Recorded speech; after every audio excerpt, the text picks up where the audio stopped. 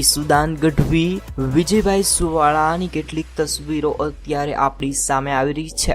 જ્યારે એમ કહેવાય કે આજરોજ સંધ્યાગીરી બાપુની જગ્યા સ્વામિનારાયણ મંદિર તેમજ જેસલ તોરણની જે સમાધિ હતી તેમ કહેવાય કે તેમની મુલાકાત લઈ રહ્યા છે. કેટલાક ફોટા એમ કહેવાય કે આમ આદમી પાર્ટીના એમ કહેવાય કે મેમ્બર સાથેના વાયરલ થઈ રહ્યા છે.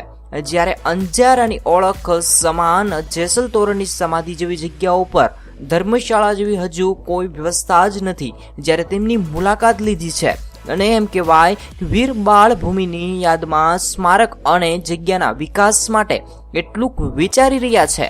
આમ આદમી પાર્ટીના મેમ્બર્સ એમ કહેવાય કે ઈશુદાન ગઢવી તેમજ હાલ એમ કહેવાય કે તમામ અધ્યક્ષ સાથે મળી અને એમ કહેવાય કે આનું કંઈક નિરાકરણ કરશે. ત્યારબાદ અંજાર અને ગાંધીગામ ખાતે જનસંવેદના મુલાકાત.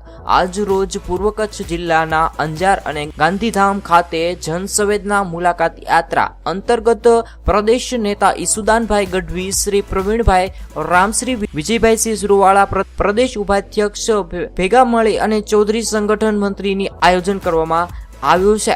જ્યારે રમેશભાઈ નાભાણી, જિલ્લા પ્રમુખ જીતેન્દ્રભાઈ ઠક્કર કે અન્યની તેમજ સાથે મળી પોતાની આમ આદમીની ટીમ સાથે જોડાઈ અને સારા એવા કાર્ય કરી રહ્યા છે. અને કેટલીક તસવીરો જેડી ન્યૂઝના માધ્યમથી તમે જોઈ શકો છો.